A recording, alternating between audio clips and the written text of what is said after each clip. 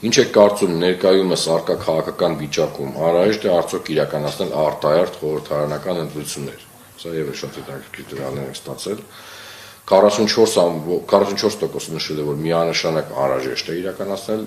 արտահերթ ընտրություններ, 16.4% նշել է, որ ավելի շուտ անհրաժեշտ է, այսինքն որ 60%-ից ավել նշում են, որ Հայաստանի Հանրապետությունում անհրաժեշտ են իրականացնել արտահերթ խորհրդարանական ընտրություններ։ 10.3% նշել է, որ ավելի շուտ անհրաժեշտ չեն, եւ 23.5% նշել է, որ ընդհանրապես անհրաժեշտ չեն։ Ընդ որում ես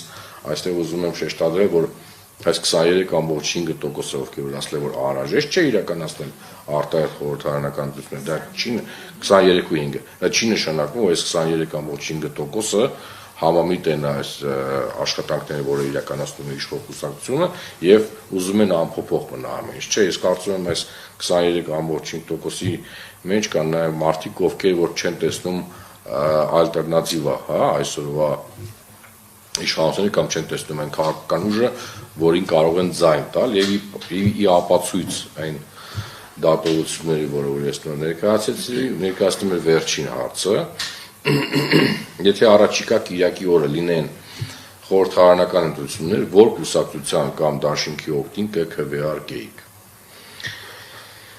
11.8% նշել են քաղաքացիական պայմանագիր կուսակցությունը։ Ես եթե համեմատեմ 1 ամսվա առաջվա մեր ցուցանիշների հետ, գրեթե նույնն է մնացել, ուղղակի 0.5%-ով աճ է գրանցած, բայց դա շատ չնչին այսպես փոփոխություն է։ Հայաստան դաշինքը նշել է 4.7%, այստեղ եւս փոփոխություն ունենք, սակայն բացասական -1.8% է գրանցել։ Ամենամեծ բացասական փոփոխությունը գրանցվել է ԴՕԿ կուսակցությունը 3.5% է գրանցել եւ ունի -3.3% ցուցանիշի նվազում, բայց սա բացատրելի է, մենք գիտենք, որ վերջի կարծեմ 3 շաբաթը ԴՕԿ կուսակցության ղեկավարը Վարդան Ղուկասյանը ձերբակալված է եւ այդ եթերները եւ այդ կոմունիկացիան բացակայում է, հետեւաբար անկումը ես կարծում եմ, որ տրամաբանական է, որ մենք տեսնում ենք եւ քանի որ նաեւ այդ կուսակցությունից միայն Վարդան Ղուկասյանն էր խոսում կամ ուշ կոմունիկացիա անում, ապա երբ որ սահմանափակված էր չի կարողանում եթեր դուրս գալ եւ չկա կուսակցության անդամներ, ովքեր որ ակտիվ որոշակի քարոզ կանեն կամ կխոսեն իր տեղը, ապա մենք տեսնում ենք այսպիսի անկում, թե հիշում եք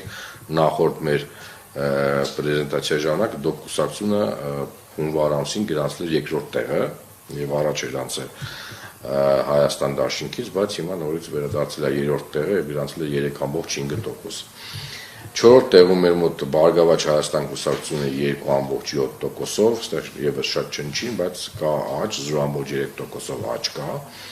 Պատիվ ունեմ դաշինքը գրանցել է 2.1%, եւս գրանցելով մի փոքր բացասական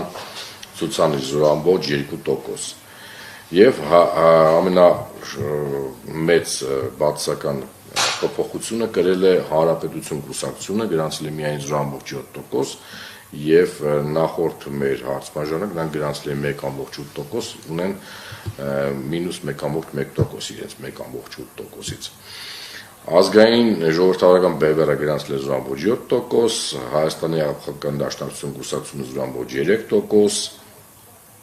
Հայ ազգային կոնգրես կուսակցությունը 0.2%, Լուսավոր Հայաստան կուսակցությունը 0.1% եւ այլ կուսակցություններ